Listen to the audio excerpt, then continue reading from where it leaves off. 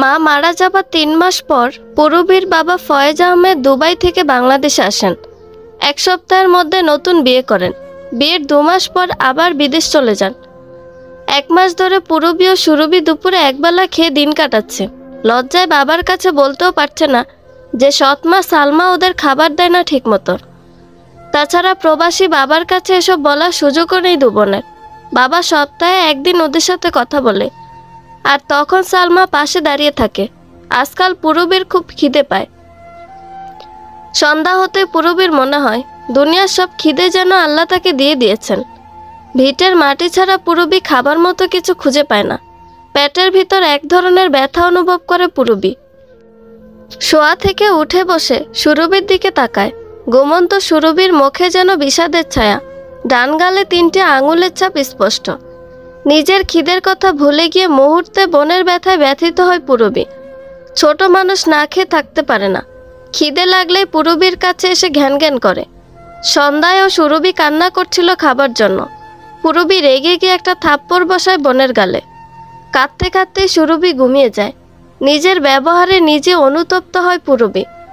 বোনের হাত দুটো কোলে নিয়ে কান্না করে বলে, আমাকে মাফ করে দিস বোন, আমার কাছে যে কিছুই নেই, আমি কোথা থেকে তোকে খাবার দিতাম বল।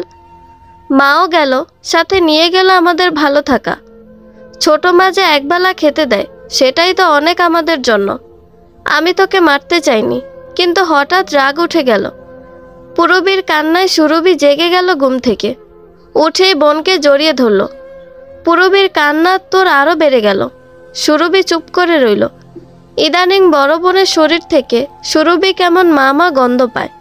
পুরবীর চোখ মুছে দিয়ে সুরভি বলল, আমার যে ভীষণ খিদে পায় বুবু। পুরবী চোখ মুছে বলে, এবার থেকে দুপুরে খাবার আগে বেশি করে পানি খাবি। তারপর দুপুরের খাবার থেকে 2 ভাগ খেয়ে 1 ভাগ রেখে দিবি। আমিও 1 ভাগ রেখে দিব। রাতে আমার ভাগের টুকু আর তোর ভাগের টুকু খেয়ে নিবি। বোনের কথা শুনে সুরভি ভীষণ খুশি হয়। এই চমৎকার বুদ্ধিতেও তার মাথায় আসতো না। এক বোন অন্য বোনকে জড়াজড়ি করে ধরে আবার শুয়ে পড়ে। ফজরের সময় আবার উঠতে হবে 2 বোনকে। ফজরের আজান শেষ হতেই সুরভি উঠে পড়ে ঘুম থেকে। পুরবী এবার এসএসসি পরীক্ষা দিয়েছে, আর সুরভি সবেমাত্র ক্লাস 7-এ পড়ে। ঘরের কাজ শেষ না হলে সালমা সুরভিকে স্কুলে যেতে দিবে না। তাই 2 বোন অন্ধকার থাকতেই বাড়ির কাজ শুরু করে দেয়। সালমা সকাল 7টায় ঘুম থেকে উঠে চাল ডাল তরকারি 2টো মুরগির ডিম বের করে দিয়ে রান্নাঘরের সামনে মোড়া নিয়ে বসলো। পুরবী অভ্যস্ত হাতে দ্রুত সুপারি পাতা দিয়ে চুলায় আগুন দিল। ডালের সাথে ডিম 2টো সিদ্ধ করতে দিল। সালমা গর্ভবতী হওয়ায় প্রতিদিন সকালে 2টো দেশি মুরগির ডিম খায়, রাতে 1 মগ গরুর দুধ খায়। সুরভি হাঁস মুরগির খোয়ার খুলে দিয়ে খাবার দিল। বাড়ির পেছনের বাগান থেকে শুকনো লাকড়ি এনে দিল বোনকে। লাকড়ি দিতে এসে সুরভি দেখল সালমা লবণ দিয়ে মেখে সিদ্ধ ডিম খাচ্ছে। সুরভি তাকিয়ে রইল সালমার দিকে। মা বেঁচে থাকতে প্রতিদিন 2 বোনকে ডিম খেতে দিত। সুরভির ডিম ভীষণ প্রিয়। পুরবী তাই প্রায় সময় নিজের ডিমও বোনকে দিত। পুরবীর মায়ের অনেকগুলো হাঁস মুরগি ছিল। সেসব ডিম এখন সালমার দখলে। মালিক এখন সালমা হয়ে গেছে। সালমার হঠাৎ করে খেয়াল হলো সুরভি তাকিয়ে আছে তার দিকে। বসা থেকে উঠে গাব গাছের ডাল টেনে নিয়ে সালমা সুরভির পিঠে মার বসিয়ে গালি দিতে লাগলো। মামইরা আমার ঘরে যত রাক্ষসী রাইখে গেছে, আমার খাওনের দিকে তাকায় থাকে, নজর দেশ আমার খাওনে, যাতে আমার পেটে অসুখ হয় হেল লেগিয়া। খাওন দেখলেই লোল পড়ে তোর না। পুরবী ছুটে গিয়ে বোনকে জড়িয়ে নিয়ে চিৎকার করে বলল, মাফ করে দেন মা, ও ছোট মানুষ, ওরে আর মাইরেন না। এখনও শরীরের ঘা শুকায়নি, আমার বোন মরে যাবে মা। সালমার রাগ আরও বেড়ে গেল। চিৎকার করে বলল, মরস না কেন? জমে তো গো 2 বোনেরে চোখে দেখে না কেন? আমার ঘরে বৈশা বৈশার কত খাবি? 2 বোনের আহাজারিতে গাছের পাতারাও যেন কেঁপে উঠল। সালমা থামলো যখন দেখা গেল সুরভি মাটিতে পড়ে আছে, আর তার উপর রক্ষা কবচের মতো পুরবী পড়ে আছে। সালমার মারের প্রায় পুরোটাই পুরবীর গায়ে লেগেছে। মাটি থেকে উঠে পুরবী আবার রান্নাঘরে ঢুকে গেল। সুরভি ঘরে গোছাতে গেল। সালমা ফোন নিয়ে স্বামীর সাথে পুরবীর দোষের কথা বলতে বসলো। পুরবী চুলার লেলিহান অগ্নিশিখার দিকে তাকিয়ে বলল, তোমার তীব্রতাও ফিকে হয়ে যায় এই বুকে যে আগুন জ্বলছে তার কাছে। বাবা মারা গেলে তো মা বদলে যায় না, তবে মা মারা গেলে কেন বাবা বদলে যায়? সুরভি কাজ শেষ করে স্কুলের জন্য রেডি হতে গেল। স্কুল ড্রেস পরতে গেলে সুরভি বিড়ম্বনার শিকার হয়। এই ড্রেসটা ভীষণ পুরনো হয়ে গেছে, সাদা সালোয়ার হলুদাভ হয়ে গিয়েছে, নীল জামার ছোপ ছোপ রং উঠে গেছে। স্কুলে এই ড্রেস পরে গেলে মেয়েরা হাসাহাসি করে সুরভিকে নিয়ে। সুরভির দু চোখ আবারও জলে ভিজে গেল। পুরবী রান্না শেষ করে সব গুছিয়ে রেখে কালির পাতিল, গত রাতের এঁটো বাসন গ্লাস নিয়ে পুকুর ঘাটের দিকে গেল। নারিকেল গাছ কেটে পুকুরের এই ঘাট পুরবীর মা পারভিন বানিয়েছিলেন। এই ঘাটটা পুরবীর ভীষণ প্রিয়, তাই কিন্তু বেশিক্ষণ এখানে বসতে পারে না। পুকুরের পাশ দিয়ে গ্রামের রাস্তা চলে গিয়েছে, লোকজন আসা যাওয়া করে বিদায় দ্রুতই পুকুরের কাজ সেরে চলে যেতে হয়। পুকুর থেকে এসে পুরবী যখন উঠোনে মোড়া পেতে বসলো, দেখতে পেল বোরকা পরা এক বয়স্ক মহিলা আর বয়স্ক একজন পুরুষ উঠোনে এসে দাঁড়িয়েছে। পুরবী এগিয়ে দিয়ে সালাম দিল। মহিলা সালাম নিয়ে জিজ্ঞেস করলো, আমাকে এক গ্লাস পানি দাও তো, এই পথ দিয়ে যাচ্ছিলাম, ভীষণ তেষ্টা লেগেছে। পুরবী দ্রুত পায়ে ঘরের দিকে গেল। সদ্য ধুয়ে আনা কাচের গ্লাসে পানি নিয়ে ফ্রিজ থেকে এক টুকরো বরফ নিয়ে পানির গ্লাসে দিল। সালমা রুমেই বসেছিল। পুরবীকে এরকম যত্ন সহকারে পানি নিতে দেখে সালমাও পুরবীর পিছনে বের হয়ে এলো। অচেনা আগন্তুকদের দেখে সালমা এগিয়ে এলো। বোরকা পরা মহিলাটি জিজ্ঞেস করলো পুরবীকে, উনি তোমার কি হয়? পুরবী বলল, আমার মা। পানি খাওয়া হতেই পুরবী গ্লাস নিয়ে ঘরে চলে গেল। পুরবী যেতে বয়স্ক লোকটি বলল, আপা, আপনাকে সত্যি কথাটাই বলি, আমার সেজো ছেলে মালয়েশিয়া থাকে, ও সপ্তাহ পর দেশে ফিরবে। আমি এই রাস্তা দিয়ে আসা যাওয়া করি মাঝে মাঝে। আপনার মেয়েকে পুকুরে দেখে আমার পছন্দ হয়, তাই আজকে ছেলের মাকে নিয়ে এলাম মেয়ে দেখাতে। আপনাদের যদি কোনো আপত্তি না থাকে তাহলে আমি আগামীকাল আমার বড় দুই ছেলের বউদের এবং মেয়েকে নিয়ে আপনার মেয়েটাকে দেখতে আসতে চাই। সালমা এক মুহূর্ত ভেবে তারপর বলল, ঠিক আছে, আমার আপত্তি নেই, তবে আগে একটা কথা বলে রাখি, পুরবী আমার নিজের মেয়ে না। ওদের দুই বোনকে রেখে মা মারা গিয়েছে মাস কয়েক আগে, আমি ওদের দ্বিতীয় মা। বোরকা পরা মহিলাটি চমকে স্বামীর দিকে তাকালো, কিন্তু স্বামীর চোখের দিকে তাকিয়ে বুঝতে পারল মেয়ের মা না থাকাটা স্বামীর কাছে কোনো ব্যাপার মনে হয়নি। একটুখানি বিরক্ত হলেন তিনি। সৎমা কি আর জামাই আদর করবে? এই মেয়েকে কিছুতে পুত্রবধূ করবেন না তিনি। ঘরে থেকে সব কথা পুরবী শুনল। গড়িয়ে পড়া শিশিরের মতো পুরবীর চোখ থেকেও এক ফোঁটা জল টুপ করে গড়িয়ে পড়ল। বুকের ভেতর জ্বলতে থাকা আগুন যেন বহুগুণ বেড়ে গেল। তার বিয়ে হয়ে গেলে সুরভির কি হবে? সারা পথ রেবেকা রাগে ফুঁসতে ফুঁসতে গেল। তমিজ মিয়া মনে মনে সিদ্ধান্ত নিয়ে নিলেন, তানবীরের বউ এই মেয়েটাকেই বানাবেন, তাতে যত বাধাই আসুক। বাড়ি গিয়ে বোরকা না খুলতেই রেবেকা বোম ফাটালো। রেবেকার চিৎকারে তার মেয়ে তারিন এবং বড় দুই বউ আনিকা ও মিম ছুটে এলো বসার ঘরে। রেবেকা সোজাসাপটা বলল, এরকম মা মরা কোনো মাইয়া আমি আমার তানবীরের বউ করবো না। আমার হীরের টুকরো ছেলে, ভালো টাকা কামাই করে, ওর লাইগা কত ভালো উচ্চ বংশীয় মেয়ে পাওয়া যাইব। আমার ছেলের চেহারাও তো রাজপুত্রের মতো। তারিন বলল, কি হয়েছে মা? রেবেকা নাকের জল চোখের জল একসাথ করে বলল, তোর বাপে একটা এতিম মাইয়া ঠিক করছে তানভীরের লাইগা। এই বাড়িতে আমার পোলার কি কোনো সমাদর হইব? তুই ক তারিন। তারিন বাবার দিকে তাকিয়ে বলল, আব্বা, এগুলা কি কয় মা? তমিজ মিয়া সোজা বললেন, তারেক তুহিনের বউ তোর মা পছন্দ করে আনছে, আমার মতামত নেওয়ার দরকারও মনে করে নাই। আমার ছোট পোলা তৌসিফ, ওর বিয়াও তোর মা ঠিক করে রাখছে নিজের ভাইয়ের মেয়ের লগে। আমারে জিগায়ও নাই, তোর বিয়াও তোর মা নিজে দিছে, আমার কোনো মতামত আসিল না। আমার এই পোলার বউ আমি পছন্দ করছি, তাই তোগো যদি এত আপত্তি থাকে তোরা কেউ যাইস না বিয়াতে, আমি তানভীরে নিয়ে গিয়া বউ নিয়ে আসমু। কাল তোরা তৈয়ার হইয়া থাকিস, মেয়ে দেখতে যাবি। তমিজ মিয়ার কথার উপরে আর কোনো কথা বলার সাহস পেল না রেবেকা। তমিজ মিয়ার একটা কথাও মিথ্যা না, তাই নিজের পরাজয় মেনে নিলেন তিনি। সালমা বাড়ির আশেপাশের বাড়ির কয়েকজন মহিলাকে ডেকে আনলেন সকালে। সবাই মিলে পিঠা বানালো, কেউ পায়েস রান্না করলো। মুরব্বি দুজন বসে সুপুরি কাটতে লাগলেন। সুরভি প্লেটে আপেল, কমলা, আঙুর সাজিয়ে নিয়ে চা বানাতে গেল। সালমা চায় তাড়াতাড়ি পুরবীকে বিদায় করতে। দুই বোনকে বিদায় করে দিয়ে সালমা শান্তিতে থাকতে চায়। পুরবী বসে আছে জানালার পাশে, দু চোখ বেয়ে নীরবে জল গড়িয়ে পড়ছে। বৈশাখের এই তপ্ত সকালে মা থাকলে হয়তো আজ এরকম হতো না। পুরবীর মা সবসময় বলতো মেয়েকে তিনি অনেক দূর পড়াবেন। মেয়ের পড়ার লাইন ভালো বলে ভীষণ গর্ব করতেন। পুরবীরও ভীষণ ইচ্ছে ছিল পড়ার। দু চোখে নানা স্বপ্ন নিয়ে পুরবী ঘুমোতে যেত রাতে। একদিন ডাক্তার হবে, এই স্বপ্ন পুরবীকে কেমন আচ্ছন্ন করে রাখত। আজ সব স্বপ্ন কবর দিয়ে পুরবীকে বিয়ে করে নিতে হবে। সালমা আলমারি থেকে নিজের একটা জাম কালারের টাঙাল শাড়ি বের করে দিল পুরবীকে পরার জন্য। পুরবী কিছুক্ষণ শাড়িটি জড়িয়ে ধরে বসে রইল। এই শাড়ি তার মায়ের। পাশের বাড়ির দুজন ভাবি এসে পুরবীকে শাড়ি পরিয়ে দিলেন। সুরভি আজ খুব খুশি। আজকে বাসা অনেক রকম রান্না হচ্ছে, অনেক নাস্তা। সুরভি ইতিমধ্যে 2 টুকরা আপেল মুখে পুরেছে, 1 কোয়া কমলা মুখে পুরেছে। সুরভির ধারণা মা তা দেখেছে, কিন্তু কিছু বলেনি তবুও। এতেই সুরভি ভীষণ খুশি। মেহমান এলো সকাল 10টার দিকে। বাড়ির উঠোনে দাঁড়িয়ে আনিকা আর মিম একে অপরকে ইশারা করলো। তাদের দুজনের বাবার বাড়িতে বিল্ডিং, অথচ এই মেয়েদের ঘর টিনের। দেখেই বোঝা যাচ্ছে এরা তেমন মান্যগণ্য লোক না। আনিকা মিমকে বলল, বাড়ির নমুনা দেখেছিস মিম? মেয়েও নিশ্চয়ই এরকম চেহারার হবে।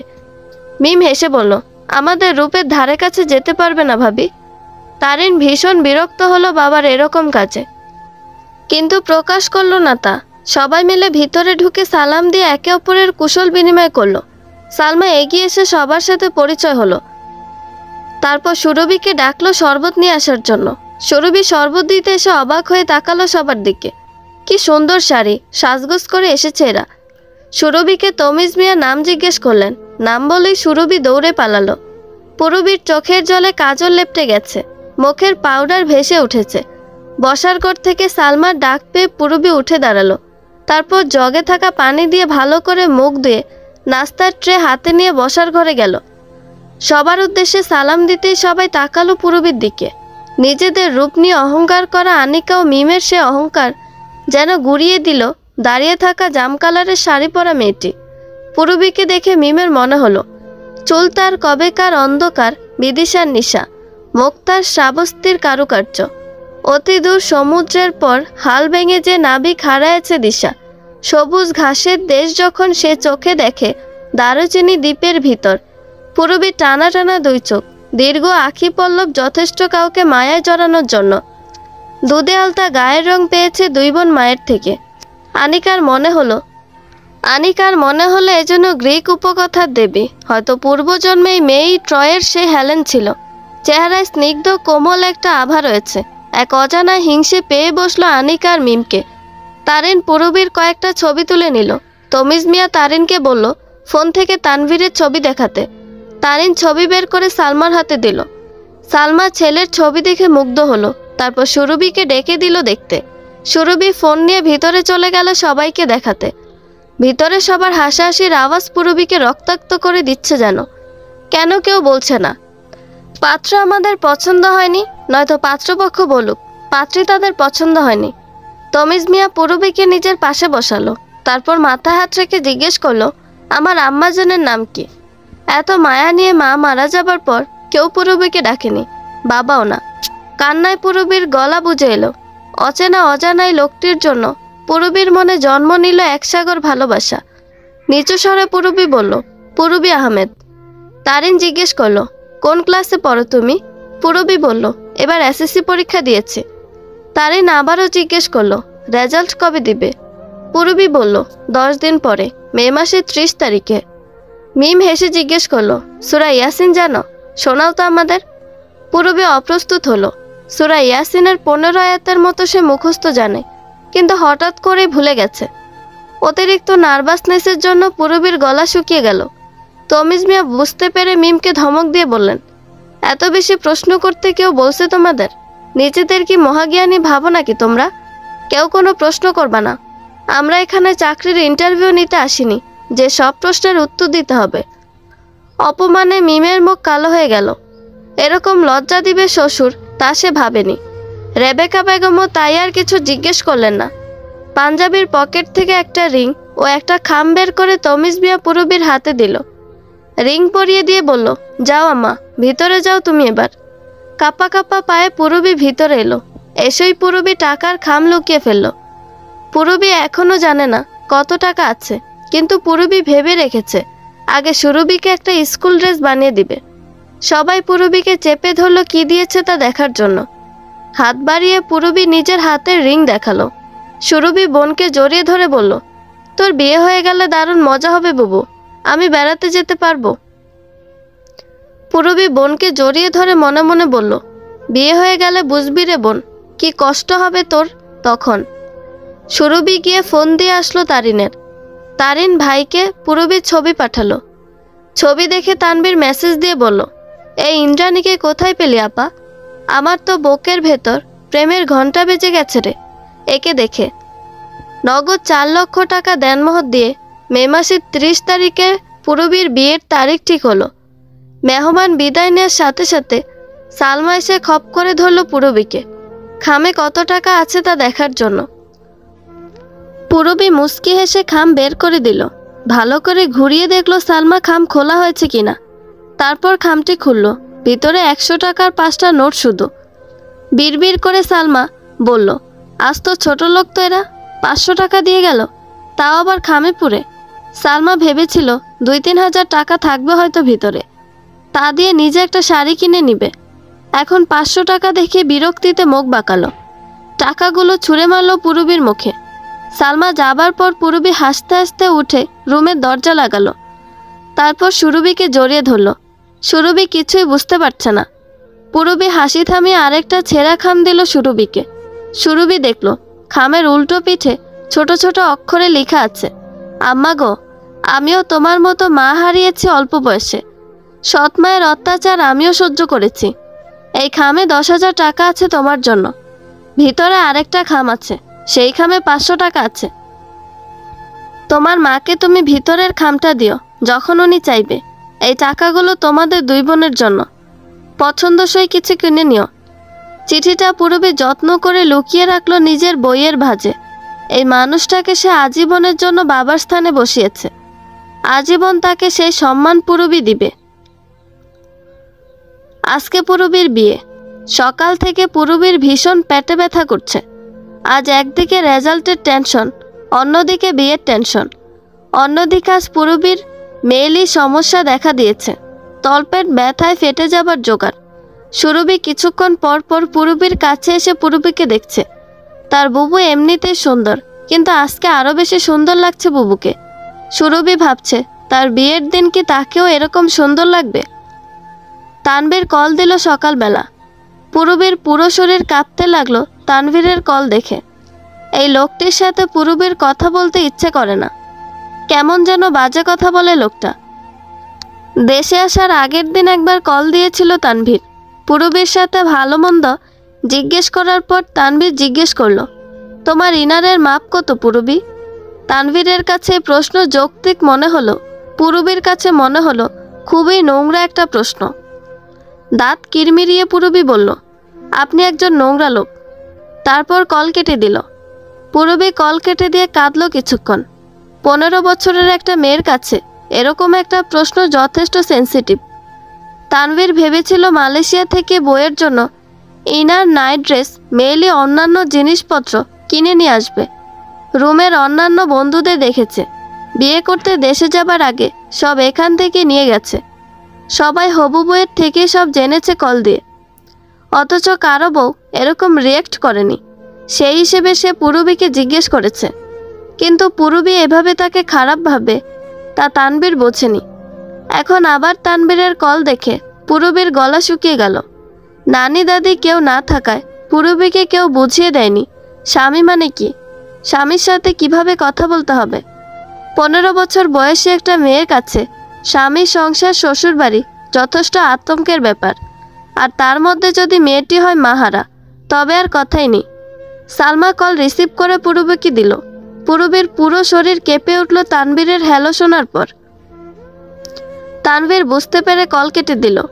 ভিতরে ভিতরে ভীষণ বিরক্ত হলো। ভেবেছিল পুরবীকে বলবে পার্লারে গিয়ে সাজতে, কিন্তু কথাই তো হলো না। আর কি করার। দুপুরের কাঠফাটা রোদের মধ্যে বরপক্ষ এলো। যেহেতু কোনো গেট দেওয়া হয়নি, তাই বিয়েতে গেট ধরা হলো না। তানভীর অবশ্য ভেবেছিল গেট ধরা হবে, সেখানে টাকা লাগবে। আবার বরের হাত ধোয়াতে এলে টাকা দিতে হয়, জুতা চুরি করলে টাকা দিয়ে জুতা নিতে হয়। এসব ভেবে পকেটে করে 30,000 টাকা নিয়ে এলো। কিন্তু বিয়ে বাড়ির চেহারা দেখি তানভীর বুঝলো এই বাড়িতে যে মেয়েটা থাকে সে ভালো নেই। পুরবীর ওপর হওয়া রাগ চলে গেল তানভীরের। গরমে ঘেমে সবার অবস্থা খারাপ তখন। সুরভি গেল সবার জন্য শরবত নিয়ে। তানভীরকে শরবত দিতে গিয়ে লজ্জায় কুঁকড়ে গেল সুরভি। তানভীর হাসলো দেখে। তারপর সুরভিকে কাছে টেনে নিয়ে বলল, ভাইকে কি কেউ লজ্জা পায় বলো? আমি তো আজ থেকে তোমার ভাই। মুহূর্তে সুরভির সব জড়তা কেটে গেল। লাল বেনারসি শাড়িতে সাজিয়ে যখন পুরবীকে উঠানে করা স্টেজে আনা হলো, তানভীর এক নজর দেখে চোখ নামিয়ে ফেলল। এক নজরে তানভীরের মনে হলো তার চোখ ঝলসে গেছে। বন্ধুরা ফিসফিস করে বলল, দোস্ত, ভাবি তো আগুন সুন্দরী। তৌসিফ মুগ্ধ হয়ে তাকালো ভাবির দিকে। মা বোন ভাবিদের কাছে যত নিন্দেমন্দ শুনেছে এই মেয়ের নামে, সবকিছু মিথ্যে মনে হলো তৌসিফের কাছে। এক মুহূর্তের জন্য হিংসে হলো তৌসিফের নিজের ভাইয়ের ভাগ্যকে। দুপুর 2:05 বিয়ে হলো। পুরবী শক্ত করে সুরভিকে জড়িয়ে ধরল। এই বিশাল পৃথিবীতে এই একটা মানুষই আছে পুরবীর, যার জন্য পিছুটান রয়ে যাবে এই বাড়িতে, যার চিন্তায় রাতের ঘুম হারাম হবে পুরবীর। দেহটা থেকে প্রাণটা আলাদা করে এই 12 বছরের মেয়ের কাছে রেখে পুরবী তার নতুন বাড়ির পথে পা বাড়ালো। একটা অনিশ্চিত জীবনের পথে পা বাড়ালো পুরবী। কে জানে ভাগ্য সেই জীবনে তার সাথে কি খেলা করে, অথবা প্রাণ সঁপে দেওয়া ছোট মেয়েটাকে নিয়েই ভাগ্য কি করে তার কথা কে বলতে পারে। গাড়ি থেকে নামার পর তানভীর পুরবীকে কোলে তুলে নিল। হালকা পাতলা মানুষটাকে একটানে তুলে ফেলল তানভীর। লজ্জায় ভয়ে পুরবী খামছে ধরল তানভীরের ঘাড়।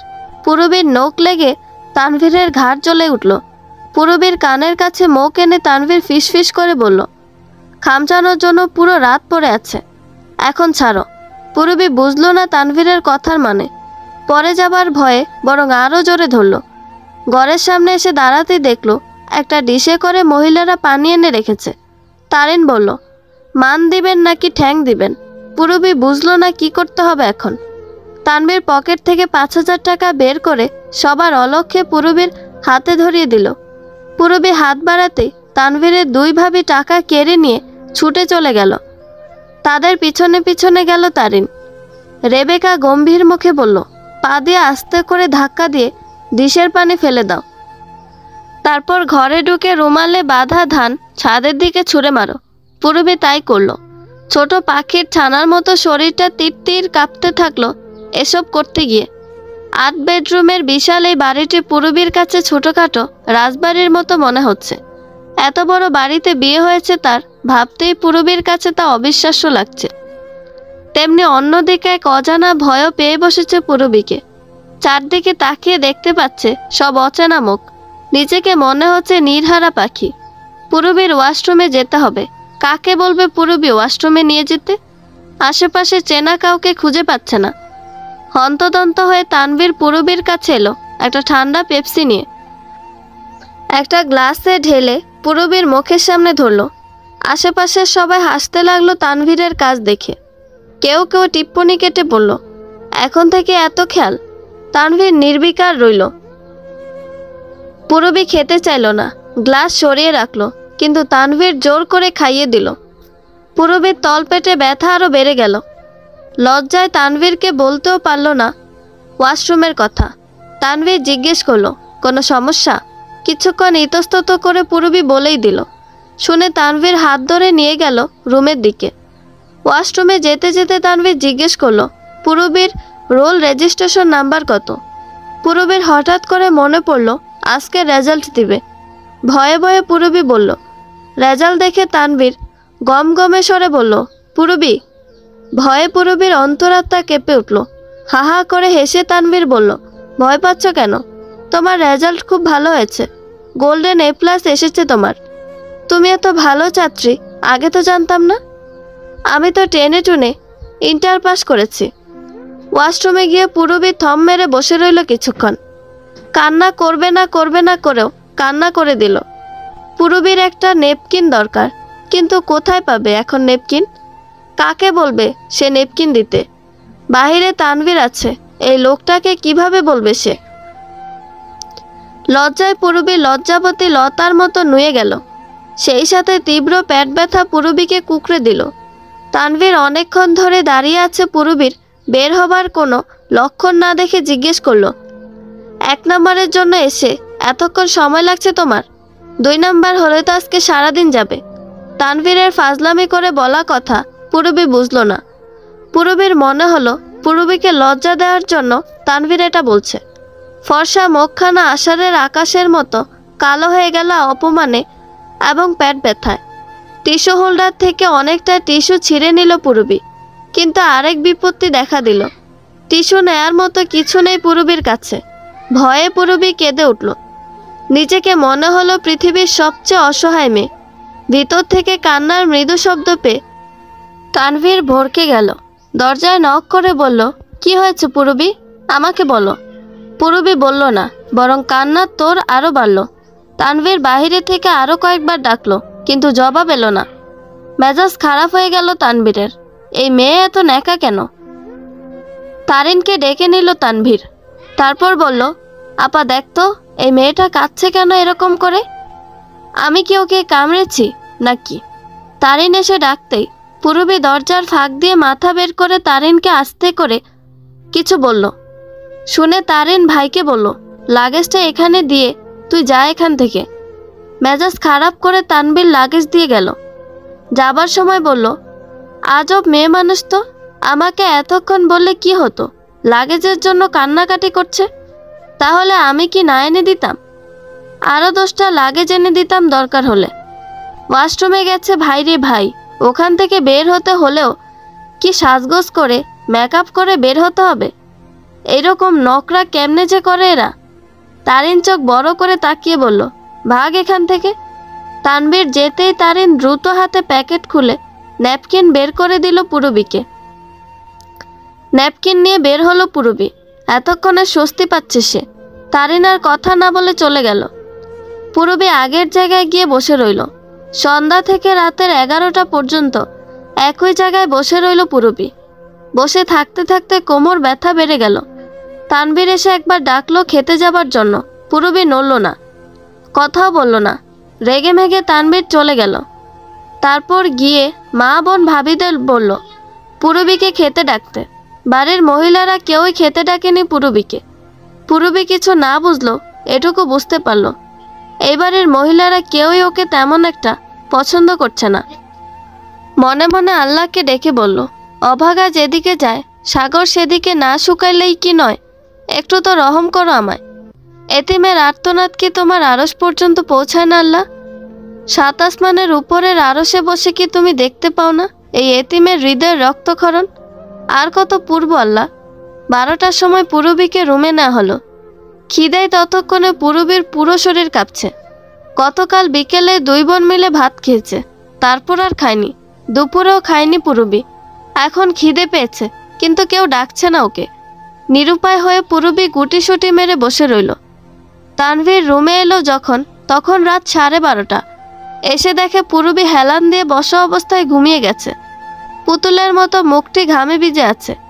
তানভীরের মনে হলো এসব যেন শিশির বিন্দু। আলতো করে পূরবীর হাত ছুতেই পূরবী জেগে উঠল। তানভীরকে এত কাছে বসে থাকতে দেখে বুক ধরফর করে উঠল পূরবীর। একটু দূরে সরে বসে তানভীর জিজ্ঞেস করলো, খেয়েছো তুমি? পূরবী মাথা নাড়িয়ে জানালো, খায়নি। তানভীর জিজ্ঞেস করলো, মা ডাকেনি খেতে যেতে? পূরবী বুঝতে পারছে না কি বলবে এই প্রশ্নের জবাবে। তানভীরের রাগ হলো ভীষণ। এই একটা বাজে স্বভাব তার, অল্পতেই মাথা গরম হয়ে যায়। রেগে গিয়ে রুম থেকে বের হয়ে মায়ের রুমের সামনে গিয়ে চিৎকার করে ডাকতে শুরু করলো। রেবেকা তখন সবেমাত্র বিছানায় পিঠ লাগিয়েছেন। ছেলের এরকম গলা ফাটানো চিৎকারে হন্তদন্ত হয়ে উঠে গেলেন। আনিকা, মিম, তারিনও ছুটে এলো চিৎকারে। তারিন জিজ্ঞেস করলো, কি হয়েছে তোর, এমন হেরে গলায় চেঁচাচ্ছিস কেন? তানভীর জিজ্ঞেস করলো, তোমাদের সবার রাতের খাবার হয়েছে? রেবেকা বলল, হ্যাঁ হয়েছে তো, কেন? দরজার পাশে থাকা ফ্লাওয়ার বাসটা ফ্লোরে ছুঁড়ে মেরে তানভীর বলল, সবার খাওয়া হলে আমার বউয়ের খাওয়া হয়নি কেন? এতগুলা মানুষ তোমরা, কেউ একবার ডাকুনি কেন ওকে? দুপুরে তো তোমরাই দেখেছ, ও একদানা ভাতও মুখে দেয়নি। সবাই সবার খাবার ঠিকমতো খেয়ে নিয়েছে, আমার বউকে রেখে। কিসের এত অবহেলা আমার বউকে? তোমাদের পছন্দ মতো হয়নি বলে? আচমকা এতগুলো প্রশ্ন শুনে রেবেকা থতমত খেলেন। ঝড়ের মতো তানভীর রান্নাঘরে ঢুকে গেল। নিজের হাতে পেঁয়াজ কাঁচামরিচ কেটে ডিম ভাজি করল। এক চুলায় ভাত গরম করে নিয়ে ধোয়া ওঠা গরম ভাতের সাথে পিরিচে করে ডিম ভাজা, এক বাটিতে ভাজা ইলিশ মাছ নিয়ে রুমের দিকে গেল। বিদেশে নিজের রান্না নিজেই করে বিদায় সব কাজেই তানভীরের জানা। রুমে ঢুকে সবার মুখের উপর দরজা লাগিয়ে দিল। সবাই সবটা দেখল। মিম আনিকার হাতে চাপ দিয়ে বলল, দেখলেন ভাবি, আজ বিয়ে হয়েছে অথচ আজকেই বইয়ের গোলাম হয়ে গেছে। আনিকা ক্রূর হেসে বলল, সবই ধলা চামড়ার খেলা রে মিম। পুরবী রুমে বসে তানভীরের চেঁচামেচি শুনল সবটা। শুনে লজ্জায় কুঁকড়ে গেল। অজানা এক অপরাধ বোধে ভুগতে লাগলো। যদি পুরবী মিথ্যা করে বলতো যে খেতে ডেকেছে, তাহলে তো এত কথা হতো না। তানভীর পুরবীর সামনে বসে ভাত মাখতে মাখতে বলল, জানো পুরবী, আমি তো সারা জীবন দেশে থাকবো না। আমি তাই সব সময় ভাবতাম আমার বিয়ের পর আমি আমার বউয়ের এত যত্ন নিব, এত এত এত যত্ন নিব যে আশেপাশের যত ভাবিরা আছে সবাই যাতে আমার বউকে হিংসে করে, আমার বউ যাতে আফসোস করার সুযোগ না পায় আমি তার পছন্দসই না বলে। লোকে বলে প্রবাসীদের বউরা বেশিরভাগই পরকিয়া করে।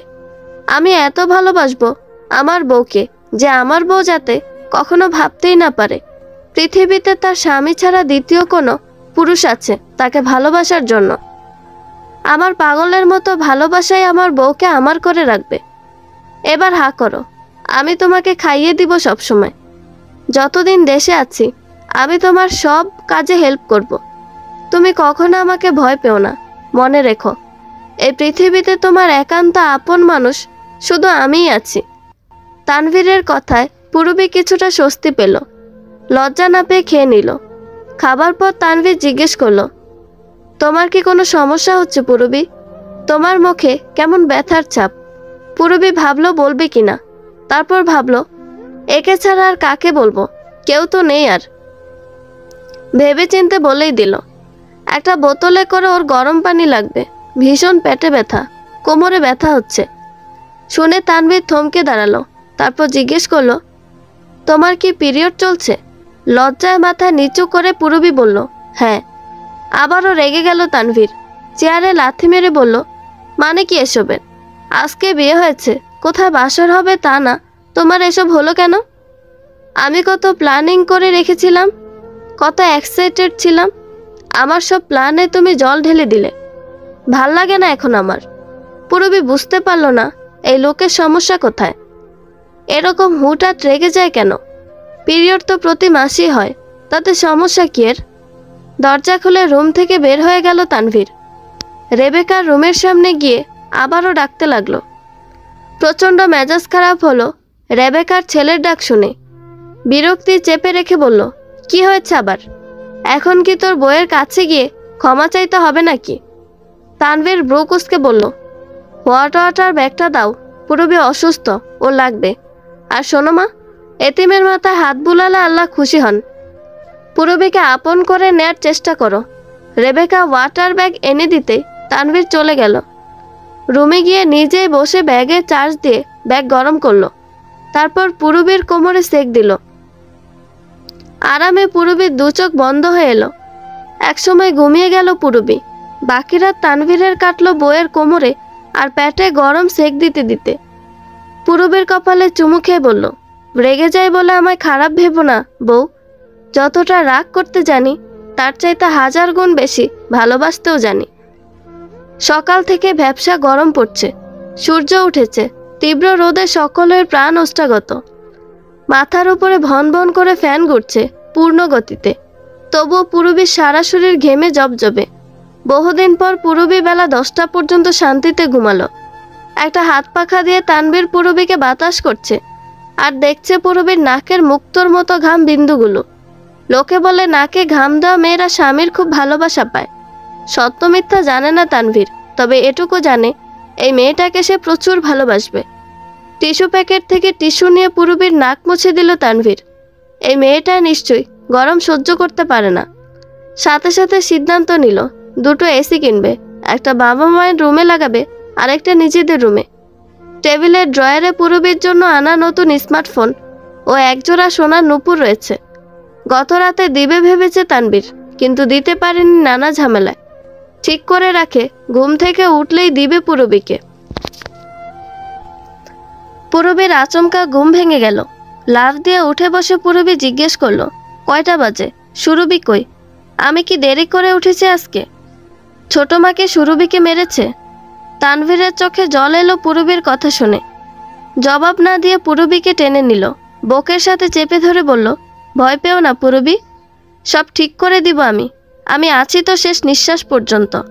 পূরবী চুপ করে রইল। তারপর ওঠা ওয়াশরুমে চলে গেল। হাত মুখ ধুয়ে বের হয়ে বিছানায় বসে রইল। পূরবী বুঝতে পারছে না আসলে ওর এখন কি করা উচিত বা কার কাছে যাওয়া উচিত। তানভীর কিছুক্ষণ তাকিয়ে দেখলো পূরবীকে, তারপর জিজ্ঞেস করলো, পূরবী, তোমার দাদি নানি কেউ আছেন বেঁচে? পূরবী মাথা নেড়ে বলল, না, নেই। তানভীর বুঝল এই মেয়েটার সংসার জীবন সম্পর্কে বিন্দুমাত্র ধারণা নেই। এমনকি আশেপাশের ভাবিরা কেউও মেয়েটিকে বুঝিয়ে দেয়নি কিছু। ড্রয়ার থেকে নুপুর বের করে পূরবীর পা দুটো নিজের দিকে টেনে নিল তানভীর। পূরবী ভয়ে আটকে উঠল। বক্স থেকে নুপুর বের করে পূরবীর দুই পায়ে পরিয়ে দিল তানভীর। তারপর হাতে একটা চুমু খেয়ে বলল, আমাকে তুমি নিজের বেস্ট ফ্রেন্ড ভাবতে পারো পূরবী। যে কোনো সমস্যায় পড়লে আমাকে বলতে পারো, আমি সমাধান করে দিব। স্বামী স্ত্রীর সম্পর্ক আগে হচ্ছে বন্ধুত্বের। একে অন্যের কাছে যদি সহজভাবে মনের সব সুখ দুঃখ বলতে না পারে, তবে একটা সম্পর্কে থাকে কিভাবে মানুষ? পূরবী তানভীরের মুখের দিকে তাকালো। এই মানুষটিকে প্রথমে যতটা খারাপ ভেবেছে সে, আসলে অতটাও খারাপ না লোকটি। একটু একটু ভরসা করাই যায়। একটু ভেবে পূরবী জিজ্ঞেস করলো, আমি এখন কি করব? তুমি আগে গোসল করবে, তারপর একটা গোলাপি সুতির শাড়ি এনেছি আমি, শাড়িটি পরবে। চুলে বেলি ফুলের গাজরা দিবে, চোখে মোটা করে কাজল দিবে, তারপর আমার সাথে নাস্তা করতে যাবে। সময় মাত্র 30 মিনিট, জলদি করো। তানভীরের কথা মতো পূরবী উঠে গেল। রেবেকা পান বানিয়ে তমিজ মিয়াকে দিলেন। তমিজ মিয়া পান খেতে খেতে জিজ্ঞেস করলো, নতুন বউ কই? রেবেকা মুখ ঝামটা মেরে বলল, খুঁজে তো আনছেন একটা বেলাস ছেড়ি। বিয়ার পরদিন মানুষ এতক্ষণ শুয়ে থাকে। বউকে আরো 2টা আনি নাই ঘরে? এরকম বেলাস তো ওরা আসিল না। তমিজ মিয়া স্ত্রীর মুখের দিকে তাকিয়ে ক্রুদ্ধ স্বরে বললেন, আমার প্রশ্নটা এত পেছানো আসিল না রেবেকা। এত হিস্টোরি তো তোমার আমি জিগাই নাই। আমার জহরির চোখ, খাঁটি সোনা চিনতে আমার ভুল হয় নাই। তুমি জেরি আনছো, সবডি হইল গিয়া গোল্ড প্লেট, সোনার মতো মনে হয় প্রথমে দেখলে। রেবেকা স্বামীর সাথে আর কথা না বাড়িয়ে রুম থেকে বের হয়ে গেলেন। ডাইনিং রুমে গিয়ে দেখেন তানভীর বসে বসে আম কেটে দিচ্ছে পূরবীকে, পূরবী খাচ্ছে। রেবেকা তাৎক্ষণিক গিয়ে তারিনকে ডেকে এনে দেখালেন। তারিন অনেকক্ষণ ভেবে বলল, মা, আমার মনে লয় ওরা তাবিজ করছে তানভীরের লাগিয়া। আমার ভাই তো এমন না মা, কালকা বউ আনতে আনতে আজকা বউরে এমন যত্ন করে কেউ। কোনো একটা কাহিনী আছে মা, তুমি জবেদা খালার বাড়িতে যাও, তারে গিয়া সব খুইলা কও, যা করার উনি করব। রেবেকা মেয়ের কথায় সায় দিলেন। কাল পরশুর মধ্যে তিনি যাবেন জবেদা বুজির বাড়িতে। খাওয়া শেষ হলে তানভীর পূরবীকে বলল, যাও এবার মায়ের কাছে যাও, ওনার পাশে পাশে থাকো। উনি একটু রেগে আছেন, একটু রেগে কথা বলবে হয়তো, রাগ করো না তুমি। সংসারের সব মানুষ তোমার মনের মতো হবে না, তুমিও সবার মনের মতো হবে না। জগৎ এরকমই। আমিও দেখো কারো অপছন্দের তালিকায় আছি, আবার আমার অপছন্দের তালিকায়ও অনেকে আছে। তুমি নিজের ব্যবহার দিয়ে সবাইকে প্রভাবিত করতে পারো যদি, তো ভালো। সবাই যার যার ইগো ছেড়ে তোমায় কাছে টেনে নিবে, আর না পারলেও ক্ষতি নেই পুরবী। তবে তোমাকে তোমার জায়গায় স্বচ্ছ থাকতে হবে। তোমার দোষ ধরার জন্য মানুষের অভাব হবে না, কিন্তু দেখবে তোমার গুণ কারো চোখে পড়বে না। প্রতিটি মানুষের বিবেক আছে পুরবী। মন ভুল সিদ্ধান্ত নিতে পারে, কিন্তু বিবেক নেয় না। নিজের বিবেকের কথা শোনো। এই পরিবার এখন তোমার। আমি বলছি না তুমি সেভাবে চলবে যেভাবে আমার মা, বোন, ভাবি, ভাই সবাই বলবে। ওদের কথা মতো উঠবে বসবে। তোমার যেভাবে কমফোর্টেবল লাগবে তুমি সেভাবে চলবে। তবে এমন করে চলাফেরা করো না, কারো সাথে এমন ব্যবহার করো না যাতে কেউ তোমার দিকে আঙুল তাক করতে পারে। মনে রেখো, পুরো দুনিয়া তোমার বিরুদ্ধে থাকুক, তোমার বিরুদ্ধে সাক্ষী দিক, আমি তোমার মুখের দিকে তাকিয়ে থাকব। তোমার চাইতে বড় সত্য আমার কাছে কিছু নেই। আমার এই বিশ্বাস তুমি ভেঙে দিও না। আমি খুব আবেগী মানুষ পুরবী। বিশ্বাস ভাঙলে আমি বাঁচব না। আমি তোমার সাথে তোমার হাত ধরে হাজার বসন্ত কাটাতে চাই। পুরবী কি বুঝলো তানভীর জানে না, তবে দেখতে পেল পুরবীর দু চোখ জলে টইটুম্বুর হয়ে গেছে। চোখ মুছে পুরবী বলল, আমি কখনো কাউকে অভিযোগ করার সুযোগ দিব না। তবুও যদি কেউ অভিযোগ করে থাকে আমাকে বলবেন আপনি। আমার দোষ হলে আমি নিজেকে শুধরে নিব। তানভীর হাসল। পুরবী উঠে চলে গেল কিচেন রুমের দিকে। নতুন বউ দেখার জন্য আশেপাশের অনেক মানুষ এসেছে। যেই দেখছে পুরবীকে সেই পুরবীর রূপে মুগ্ধ হচ্ছে। সবাই বলছে তানভীরের বউ পরীর মতো সুন্দরী। লোকে বলে জায়ের শত্রু যা। পুরবীর এত প্রশংসা আনিকা, মিমের সহ্য হলো না। বিরক্তি হয়ে সরে গেল দুজন। সকালের নাস্তার কাপ, পিরিচ, প্লেট জমেছে সিঙ্কে অনেকগুলো। রেবেকা রান্নাঘরে এসে দেখেন সিঙ্কে সব জমে আছে, কেউ এগুলো পরিষ্কার করেনি। পুরবী একটা মোড়ায় মাথা নিচু করে বসে আছে। রেবেকা কড়া গলায় পুরবীকে বললেন, পুরবী, সিঙ্কের প্লেট বাসন সব পরিষ্কার করে ধুয়ে ফেলে তো। এই প্রথম রেবেকা পুরবীর সাথে কথা বললেন সুন্দর করে। পুরবী আনন্দিত হলো শাশুড়ি তার সাথে কথা বলায়। ভীম দিয়ে ধুতে লাগলো সব। মিম এলো রান্না করে কাপ নিতে। চা খাবে মিমের স্বামী তুহিন। পুরবী কাপ ধুয়ে মিমের দিকে দিল। মিম কাপটা ধরল না ইচ্ছে করে। ফলাফল কাপ ফ্লোরে পড়ে ভেঙে গেল। কাপ ভাঙার শব্দে রেবেকা রুম থেকে দৌড়ে এলো। এসে দেখে তার নতুন ডিনার সেটের সাথে কাপ সেটের একটা কাপ ভেঙে পড়ে আছে নিচে। রাগ রেবেকার কান লাল হয়ে গেল। চিৎকার করে বলল, কালকে আসতে না আসতে আজকে আমার ঘরে জিনিস ভাঙতে শুরু করেছ? দেখে শুনে কি অলক্ষী ঘরে আনছি আমি? আমার এত সুন্দর সেটের কাপ ভেঙে ফেলেছে। বাপের বাড়িতে কি কামকাজ কিছু করো নাই নাকি? পাড়ায় পাড়ায় টই টই করে ঘুরছো গায়ে বাতাস লাগিয়ে। ভয়ে লজ্জায় পুরবী মাথা নিচু করে রইল। তানভীর বাবার রুমে বসে সব শুনল। মায়ের কথা শেষ হলে কিচেনে আসলো। এসে দেখে পুরবী এক কোণে মাথা নিচু করে দাঁড়িয়ে আছে, হাত পা থরথর করে কাঁপছে। তানভীর এগিয়ে গিয়ে পুরবীকে কাছে টেনে নিল। তানভীরকে দেখে পুরবী স্বস্তি পেল কিছুটা। অভিমানে লজ্জায় কেঁদে দিল সবার সামনে তানভীরের বুকের উপর মাথা রেখে। তানভীর পুরবীর চুলে বিলি কেটে দিয়ে বলল, ভয়ের কিছু নেই পুরবী, আমি আছি তো তোমার পাশে। সামান্য একটা কাপই তো ভেঙেছে, এ আর এমন কি ব্যাপার? আমি এনে দিব এক সেট। ভাঙা কাছে যে তোমার হাত পা কাটা যায়নি, এই তো আমার জন্য ঢের। যাও, তুমি রুমে যাও। পুরবী চলে যেতে তানভীর জিজ্ঞেস করলো, কি হয়েছে এখানে? কেউ দেখেছেন? নতুন বউ দেখতে আসে একটা 9-10 বছরের মেয়ে বলল, কাকা আমি দেখেছি। নতুন কাকি মেজ কাকিকে কাপ দিচ্ছিল, কিন্তু মেজ কাকি ইচ্ছে করে কাপ ধরেননি, তাই পড়ে ভেঙে গেছে। মিম ভীষণ অপ্রস্তুত হয়ে গেল। তানভীর মিমকে কিছু বলল না, মাকে বলল, মা পুরবীর বয়স কতই আর বলো? 15-16 বছর। এই বয়সে তো তুমি আপাকে নিজের হাতে ধরে ভাত খাইয়েছ, আপার জামা কাপড় নিজে ধুয়ে দিয়েছ। আপার শ্বশুর বাড়িতে কাজ করতে হবে বলে আপাকে ওই বাড়িতেও যেতে দাও না। পুরবীও তো কারো এরকম আদরের মেয়ে ছিল। ওর মা বেঁচে থাকলে হয়তো এত অল্প বয়সে ওকে বিয়ে দিত না। ওর তো এখনো মায়ের কোলে খেলার বয়স। ভাগ্যের ফেরে ও এখন এই বাড়ির বউ। এই বয়সী মেয়েরা কাদামাটির মতো মা, যেমন খুশি তেমন আকৃতিতে এদের গড়ে নেওয়া যায়। তুমি ওকে ভালোবেসে যদি আপন করে নাও, ও সেই ভালোবাসা তোমাকে 10 গুণ ফেরত দিবে। তুমি ওর জন্য 1 হাঁটু জলে নামলে ও তোমার জন্য 1 বুক জলে নামবে। আর ওর মা নেই, তোমাকেও মায়ের আসনে বসাবে, শুধু যদি একটু ভালোবাসা দাও। তুমি একটা কাপ ভেঙেছে বলে এত কথা বললে তুমি ওকে? আমি চাইলে ওর সামনে বলতে পারতাম যে এই ঘরের সব জিনিসপত্র তুমি আমার টাকায় গড়েছ, তাই আমার বউ সব ভেঙে ফেললো, কারো কোনো কথা বলার অধিকার নেই। কিন্তু আমি বলিনি তোমাকে ছোট করা হবে। তাহলে আজ আমি বললে পরের বার পুরবি বলবে। আমি চাই না পুরবি তোমার সাথে বেয়াদবি করার সুযোগ পাক। আমি জানি আমার বউ তোমার পছন্দের না, তাই বলে আজকেই ওকে এভাবে অপমান না করলেও পারতে। এক জীবনে মানুষ কত অপ্রিয় কাজই তো করে, অপ্রিয়কে প্রিয় করে নেয়। প্রিয় না করো, অন্তত পুরবীকে এভাবে অপমান করে কথা বলো না। পুরবী হয়তো তোমাদের ভয় সব সহ্য করে যাবে, কিন্তু আমাকে তুমি ভালো করে জানো মা।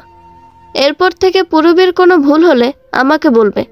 কেউ আর কোনোদিন পুরবীকে একটা কথাও বলবে না। বিনা দোষে পুরবীকে কেউ অপমান অপদস্থ করলে, হেয় করলে আমার চাইতে খারাপ কেউ হবে না। কে ভাই, কে বোন, কে ভাবি, আমি কিছুই মাথায় রাখবো না। একা ঘরে পুরবী বসে বসে কাঁদতে লাগলো।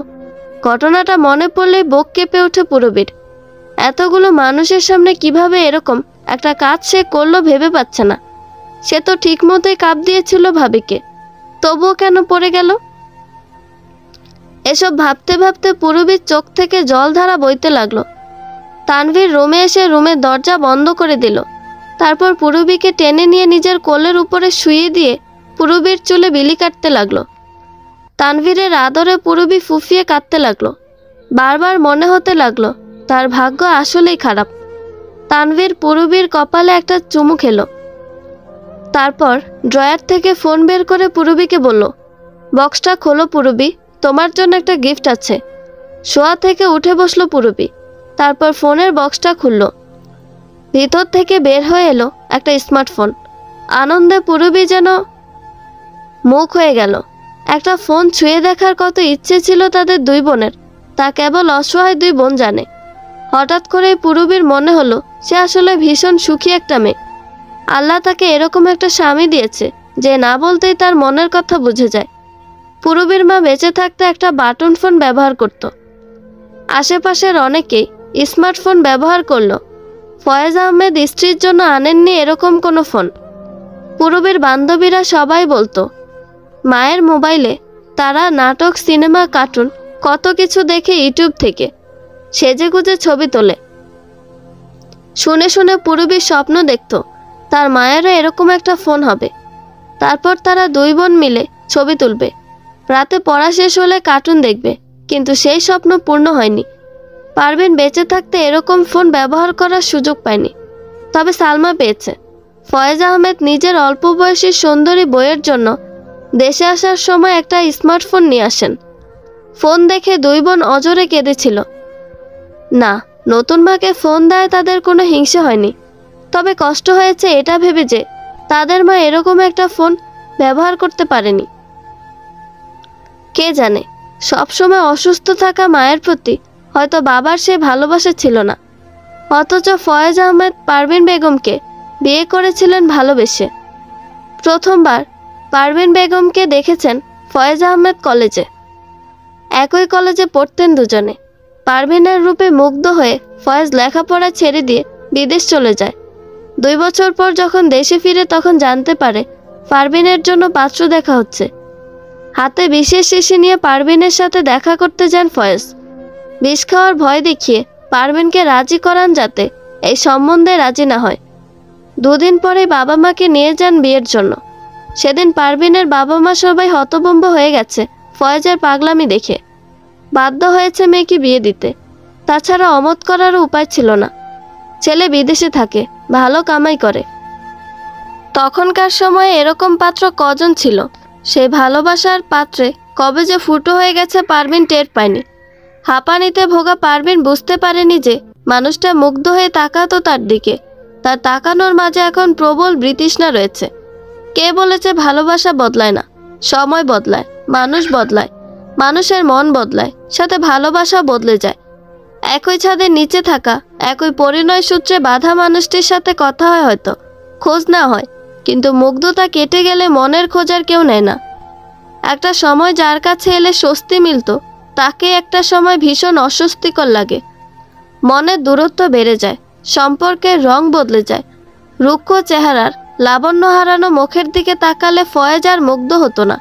তাছাড়া বিয়ের 12 বছর পর দুটো মেয়ের জন্ম হলো, একটা ছেলে হলো না বলেও ফয়েজের মানসিকতা বদলে গেল।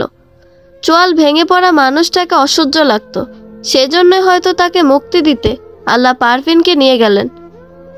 নতুন বউয়ের বয়স 27-28, ফয়েজের এখন 45-46 বছর, তাই বউয়ের মন রাখার জন্য অনেক কিছু করে সে। এসব পুরবী জানে। মা কতদিন কাছে কাছে পুরবীর কাছে নিজের বুকের জমানো সব কথা বলে গেছে। নতুন মায়ের প্রতি বাবার এখনকার ব্যবহার আর পুরবীর মায়ের সাথে করা ব্যবহার দুটোর পার্থক্য কি পুরবীর চোখে পড়েনি? পড়েছে, কিন্তু অভিযোগ করবে কার কাছে? আল্লাহ ছাড়া কাউকে বলেনি পুরবী। এসব ভাবতে ভাবতে পুরবী কাঁদল। তানভীরকে আষ্টে পৃষ্ঠে জড়িয়ে ধরে আকুল হয়ে কাঁদল। কাঁদতে কাঁদতে সব কথা বলল। তানভীরের ভীষণ মায়া হলো। আহা বেচারা, ভাগ্য তাকে নিয়ে কেন এরকম খেলেছে তানভীরের জানা নেই। পুরবীকে শক্ত করে জড়িয়ে ধরে তানভীর বলল, আমি কখনো তোমাকে কষ্ট দিব না পুরবী। সবাই তো একরকম হয় না, কেউ কেউ কথা রাখতে জানে। নির্বার হয়ে পুরবী তানভীরকে ছেড়ে দিল। একটু লজ্জিত হলো নিজে থেকে এভাবে তানভীরকে জড়িয়ে ধরায়। তানভীর বুঝতে পেরে বলল, আমি ঠিক করেছি সুরভিকে এখানে নিয়ে আসব। এই বাড়িতে থাকবে সুরভি তোমার সাথে, ওখানেও কেমন থাকবে সেটা আমার চাইতে তুমি ভালো করে জানো। এখন তুমি নেই, ওর ওপর দিয়ে কখন কোন ঝড় বয়ে যাবে কেউ জানবে না।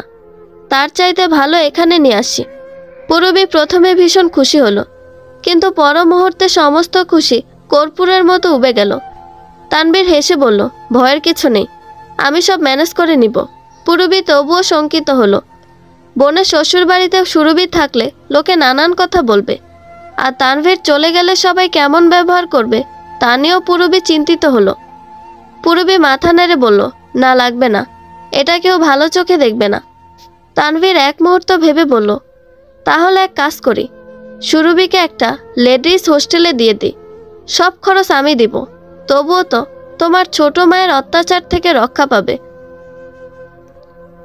প্রতি সপ্তাহে না হয় একবার আসবে আমাদের বাসায়, বৃহস্পতিবার এসে শনিবার সকালে চলে যাবে। এই প্ল্যান পুরবীর পছন্দ হলো। মাথা নেড়ে সায় দিল পুরবী। তারপর একটু ভেবে বলল, আপনি কেন এত কিছু করবেন আমার বোনের জন্য? তানভীর হেসে বলল, এখন তো আমি আর তুমি আলাদা কেউ না। তোমার চিন্তা আমার ঘুম নষ্ট করার কারণ, তোমার কপালে চিন্তার ভাঁজ আমার মাথা ব্যথার কারণ। আমি চাই তুমি খুশি থাকো। তুমি খুশি থাকলে আমার দুনিয়া খুশি থাকবে। তোমার যত না পাওয়া ছিল আমি তা প্রাপ্তিতে ভরিয়ে দিব পুরবী। কখনো যেন তোমার মনে না হয় তোমার জীবন আজীবন কষ্টে কেটেছে। পুরবীর ভীষণ ভয় হলো তানভীরের কথা শুনে। নিজেকে নিজে প্রশ্ন করলো, যে মানুষটা আমাকে এভাবে রক্ষা করছে, আমি পারবো কি তার বিশ্বাস রাখতে সারা জীবন? আল্লাহ, আমার কোনো কাজ যেন এই মানুষটার কষ্টের কারণ না হয়। তানভীর মৃদু স্বরে পুরবীকে ডাকলো। তারপর উঠে গিয়ে আলমারির নিচ থেকে দলা মশলা করে রাখা একটা পুরনো শার্ট বের করলো। শার্টের ভিতর থেকে দেনমোহরের নগদ 4 লক্ষ টাকা বের করে পুরবীর হাতে দিয়ে বলল, এই টাকা তোমার। দেনমোহরের 4 লক্ষ টাকা আছে এতে। এই টাকার ওপর আমার কোনো অধিকার নেই। তোমার যা খুশি তা করতে পারো তুমি এই টাকা দিয়ে। আমি কখনো এটা নিয়ে তোমাকে প্রশ্ন করব না। কালকে রাতেই দেওয়ার ছিল, কিন্তু দেওয়া হয়নি। এত টাকা পুরবী কি করবে ভেবে পেল না। কেনই বা দিল এত টাকা তাকে, তাও বুঝতে পারল না। পুরবীর শরীর কাঁপতে লাগলো একসাথে এত টাকা দেখে। পুরবী বলল, আমার লাগবে না এত টাকা, আপনার কাছে রেখে দিন আপনি। তানভীর হাসলো শুনে, তারপর বলল, অবশ্যই লাগবে। আমি আরও 1 লক্ষ টাকা দিয়ে 5 লক্ষ মিলিয়ে তোমার নামে ফিক্সড ডিপোজিট করে দিব 10 বছরের জন্য। পুরবী এসবের কোনো মানে বুঝলো না, তবে এটুকু বুঝলো, সামনে বসে থাকা মানুষটার মন একেবারে স্বচ্ছ। এই মানুষটা তাকে সবচেয়ে বেশি ভালো রাখবে। এই মানুষটার কাছে সে সবচেয়ে দামি। এই মানুষটা শুধু মানুষ না, এক অমূল্য রত্ন তার জন্য। এর কোনো অবমূল্যায়ন সে করবে না কখনো।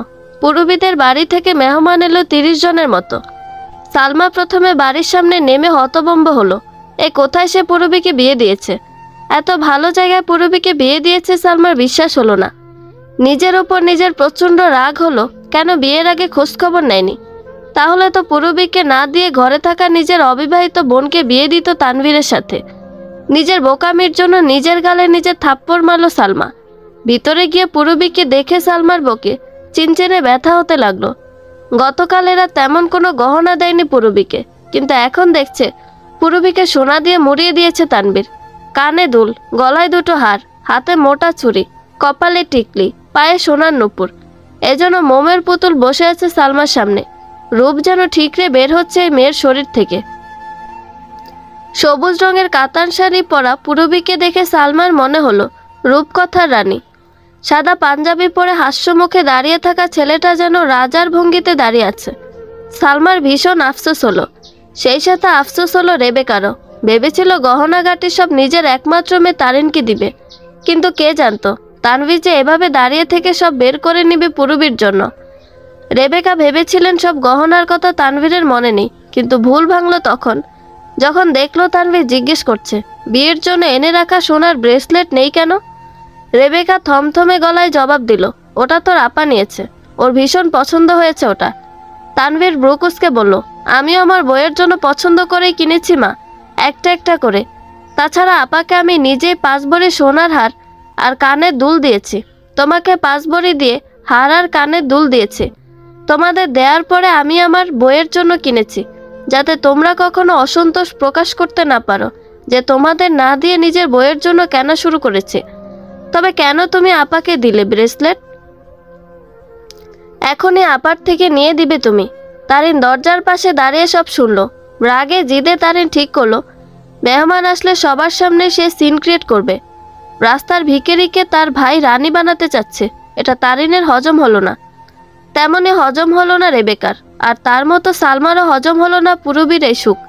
3টি ঈর্ষান্বিত মন ছক কষতে লাগলো একটা অসহায় মেয়ের বিরুদ্ধে।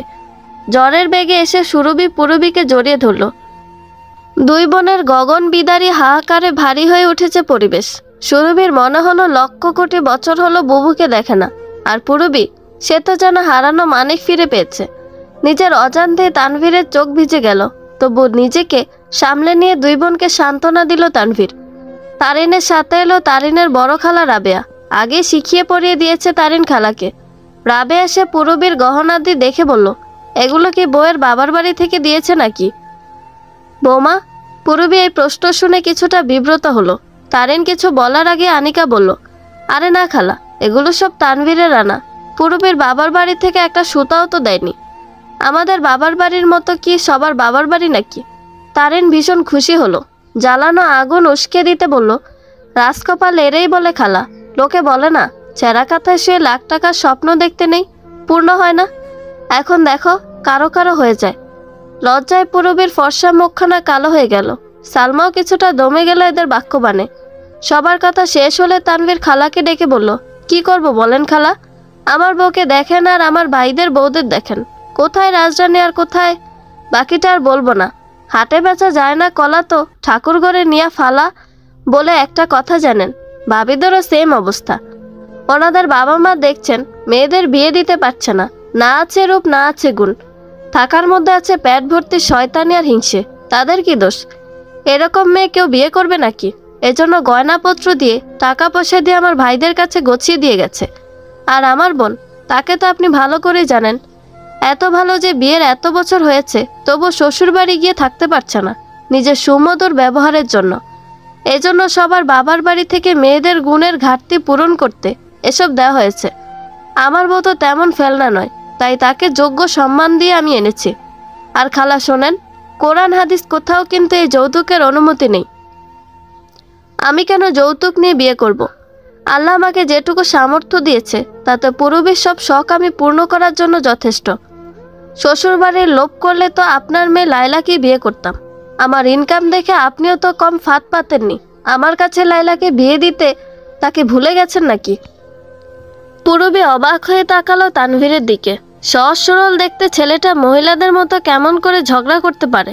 সালমা ভেবেছিল তানভীরের সাথে সুরভির ঝামেলা বাঁধিয়ে দুজনকে আলাদা করার প্ল্যান করবে, কিন্তু তানভীরের কথা শুনে বুঝলো এই ছেলে অন্য ধাতুতে গড়া, একে এত সহজে সে হাত করতে পারবে না। খাওয়া দাওয়ার পর পুরবীদের বাড়ি গেল তানভীর সহ।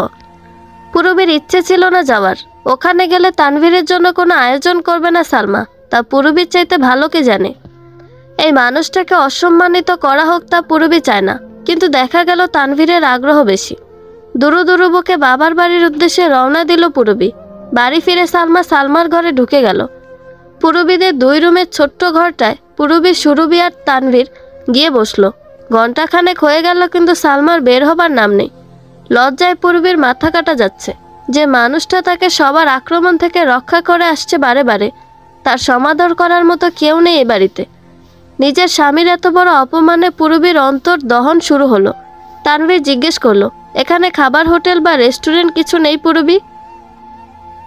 পুরবীর ভীষণ লজ্জা হলো। আহা বেচারা, হয়তো খিদে পেয়েছে খুব, তাই জিজ্ঞেস করছে। পুরবীর অশ্রু টলটলে চোখ তানভীরের নজর এড়ালো না। মুচকি এসে আবারও জিজ্ঞেস করলো।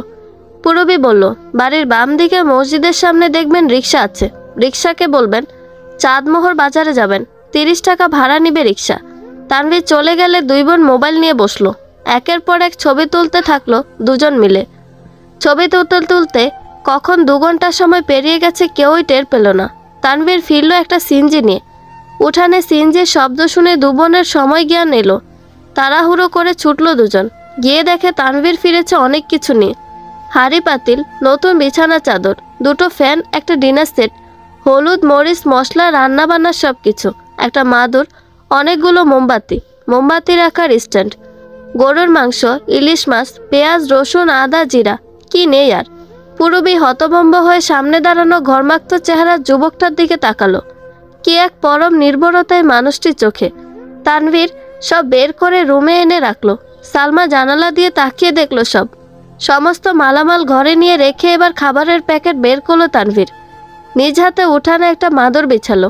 তারপর বাজার থেকে আনা কাচ্চির প্যাকেট, বোরহানি, 7 আপ, মুরগির কষা মাংস সব প্লেটে সাজিয়ে উঠানে রাখলো। মোমদানিতে মোম সাজিয়ে উঠানে বৈদ্যুতিক বাতি বন্ধ করে পুরবী সুরভি দুজনকে নিয়ে বসালো। এতক্ষণে পুরবী দেখতে পেল বাইরে কি উতলে পড়া জ্যোৎস্না। চাঁদের আলোয় যেন থই থই করছে পুরো আঙিনা। থেকে থেকে গাছের পাতা নড়ে উঠছে, একটা স্বর্গীয় মুহূর্ত যেন। আকাশের দিকে তাকালো পুরবী। চাঁদটা দেখে পুরবীর মনে হলো চাঁদের বুক থেকে ছুঁয়ে ছুঁয়ে পড়ছে যেন মায়া, যেই মায়াতে সবাই বিভ্রান্ত হয়ে যায়। সুরভির গানের গলা ভীষণ ভালো। সুরভি গুনগুন করে গান ধরলো। চাঁদনি পশুরে কে আমারে স্মরণ করে, কে এসা দাঁড়াইছে গো আমার দুয়ারে, তাহারে চিনি না আমি, সে আমারে চিনে, বাহিরে চাঁদের আলো ঘর অন্ধকার, খুলিয়া দিয়াছি ঘরের সকল দুয়ার, তবু কেন সে আমার ঘরে আসে না, সে আমারে চিনে কিন্তু আমি চিনি না, সে আমারে ঠারে ঠারে ইশারায় কয়, এই চাঁদনি রাইতে তোমার হইছে গো সময়, ঘর ছাড়িয়া বাহির হও, ধরো আমার হাত, তোমার জন্য আনছি গো আইজ চাঁদেরও দাওয়াত, চাঁদনি পশুরে কে আমারে স্মরণ করে, কে আইসা দাঁড়াইছে গো আমার দুয়ারে। নিজের অজান্তেই পুরবী তানভীরের কাঁধে মাথা রাখলো। পরম মমতায় নিজের সাথে জড়িয়ে নিল তানভীর পুরবীকে। পুরবী কাঁদবে না বলে ঠিক করেছে। পুরবীর মনে পড়ল সুরভি ঠিক মায়ের মতো গানের গলা পেয়েছে। মা যেমন শুয়ে শুয়ে বাহিরে চাঁদের দিকে তাকিয়ে এভাবে গান গাইতেন, তেমন করেই আজ সুরভি গান গাইল যেন। আহা, আজ যদি মা বেঁচে থাকতো। গান শেষে সুরভি চোখ মুছল। কেন জানি মনে হচ্ছে এত বছর ধরে পাওয়া অবহেলা, অনাদর গুছিয়ে দিতে আল্লাহ যেন তানভীর ভাইকে পাঠিয়েছেন। এই মানুষটি যেভাবে আজ আপার পক্ষ নিয়ে কথা বলেছে, সুরভির মনে হয়েছে এই পৃথিবীতে এই একটা মানুষই আছে যার ছায়ায় নির্ভয়ে আশ্রয় নিতে পারবে তারা দুই বোন। হালকা কথাবার্তা বলতে বলতে খেতে লাগলো তিনজনে। সালমা জানালা দিয়ে দেখলো সুরভি মুরগির রানে তৃপ্তি নিয়ে কামড় বসাচ্ছে। বোরহানের গ্লাস যেন সালমাকে হাতছানি দিয়ে বলছে, আয় সালমা আয়। রাগ হলো ভীষণ সালমার। তাকে কেউ ডাকলো না একবার? এই নাকি নতুন জামাই। দিন দিন মানুষের মন থেকে শ্রদ্ধা, সহবত, সম্মান সব উঠে যাচ্ছে। ঘোর কলিযুগের লক্ষণ যেন। তানভীরের এই বেয়াদবি সালমা মেনে নিতে পারল না। আপন মনে বিড়বিড় করে বলল, ছি ছি। রাতে খাবার পর পুরবী সুরভি মিলে তানভীরের আনা কাঁচা বাজার পাশের বাড়ির ফ্রিজে রেখে এলো। তারপর শুতে গেল সবাই। পূরবী আজ তানভীরের গা ঘেঁষে শুয়েছে। তানভীর এক হাত পূরবীর গায়ের ওপর রেখে শুয়ে পড়ল এবং শুয়ে পড়ার প্রায় সাথে সাথেই ঘুমিয়ে গেল। আকাশে রূপার থালার মতো মস্ত বড় চাঁদ উঠেছে। ভরা পূর্ণিমার রাত। পূরবীর বুক আনচান করছে, ভীষণ কান্না পাচ্ছে। ছোট এই জীবনের পাওয়া না পাওয়ার হিসেব পূরবী মিলাতে পারছে না। এক জীবনে মানুষ হাজারবার এই পাওয়া না পাওয়ার হিসেব মেলাতে চায়, কিন্তু পারে না অথবা হিসেব মেলে না। এই হিসাবের গরমিল খুঁজতে খুঁজতে আমরা একটা জীবন কাটিয়ে দিই, অথচ বেহিসেবী জীবন কি সুন্দর তা আমরা কখনো ভেবে দেখিনি। সকালটা শুরু হতেই পূরবীর মনে হলো আজকের দিন ভালো যাবে। মাঝে মধ্যে কিছু দিনের সূচনা মানুষের মন ভালো করে দেয়। আজকের সকালও তেমন। ঘুম থেকে উঠতেই পূরবীর মনে হলো আজকের দিনটি সুন্দর, রৌদ্রোজ্জ্বল ঝলমলে একটা দিন। পূরবী ঘুম থেকে উঠে কাজে লেগে গেল। পুরো উঠান ঝাড়ু দিল, ঘর ঝাড়ু দিল, গত রাতের বাসি প্লেট পরিষ্কার করলো, পাশের বাড়ি থেকে মাছ মাংস এনে ভিজালো। সুরভি উঠে দেখে তার বোন কাজ করা শুরু করে দিয়েছে। রান্নাঘরের সামনে একটা পিঁড়ি পেতে সুরভি বসলো। কালো রঙের শাড়ি পরা মেয়েটিকে কি অপূর্ব সুন্দর লাগছে, যেন শরৎকালের কাশফুল। কোমল নরম মুখখানা যেন পবিত্রতার প্রতীক। পেঁয়াজ কুচি করতে গিয়ে পূরবীর হাতের চুড়ি একে অপরের সাথে লেগে টুংটাং শব্দ হচ্ছিল। সুরভির মনে হলো এই যেন তার মায়ের প্রতিচ্ছবি। সুরভি মৃদু স্বরে বলল, বুবু। মরিচ কাটতে কাটতে পূরবী বলল, হ্যাঁ বল। তুই এত সুন্দর কেন বুবু? ঠিক যেন মায়ের মতো। তোকে কেমন মা লাগে বুবু। পূরবী থমকে তাকালো বোনের দিকে। সুরভির চোখ টলমলে হয়ে আসছে আস্তে ধীরে। পূরবী হেসে বলল, দূর পাগল, বোনেরা বড় হলে তো মায়ের আরেক প্রতিচ্ছবি হয়ে যায়, তুই জানিস না? তুই যখন আরেকটু বড় হবি তখন তুইও মায়ের মতো হবি। সুরভি বলল, আমি তো মায়ের মতো হতে চাই না বুবু। আমি আর একবার মাকে কাছে পেতে চাই। মাকে ভীষণ মনে পড়ে বুবু। তুই পরশু চলে যাওয়ার পর আমি বুঝতে পারলাম এই বিশাল পৃথিবীতে আমি সবচেয়ে একা। চারপাশে এত মানুষ, অথচ আমাকে একবার ডেকে বকে জড়িয়ে ধরার মতো কেউ নেই বুবু। তুই যাওয়ার পর কেউ আমাকে একবার ডাকেনি। সেই যে শেষবার তোর সাথে একসাথে খেয়েছি, তারপর আমি গত রাতে খেয়েছি বুবু। বাড়িতে এত খাবার ছিল, ছোট মায়ের বোন, ভাবি, মা সবাই খেয়েছে, কেউ একটিবার আমাকে ডাকেনি বুবু। খাবার পর নষ্ট হয়ে যাওয়া খাবার ছোট মা মুরগিকে ছিটিয়ে দিয়েছে, আমাকে দিয়ে হাঁসকে দিয়েছে, মসজিদের সামনে সেই লেজ কাটা কুকুরকে দিয়েছে। অথচ আমি একটা মানুষ, অভুক্ত ছিলাম বুবু। কেউ আমাকে একবার ডেকে একটু খেতে দেয়নি। এরা কুকুর বেড়ালের জন্য মায়া দেখায়, অথচ আস্ত একটা জীবিত মানুষ এদের সামনে ছিল। কেউ একবার ডেকে জিজ্ঞেস করেনি খেয়েছি কিনা। পেটের ক্ষুধায় আমার যেন প্রাণ বের হয়ে যাচ্ছিল, অথচ কেউ কিছু খেতে দেয়নি। আমার মায়ের রেখে যাওয়া সংসারে আজ অন্য একজনের দখলদারিত্ব।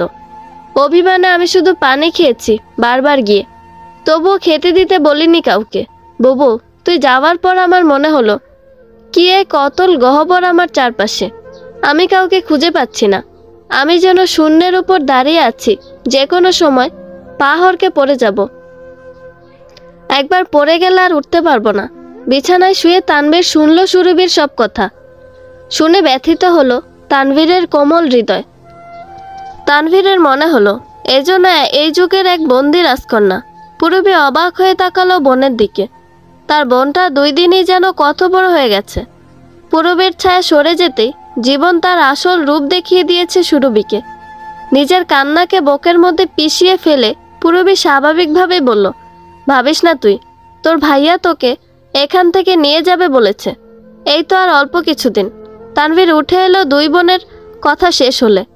তানভীরকে দেখে পূরবী উঠে গিয়ে ব্রাশ আর টুথপেস্ট এনে দিল তানভীরকে।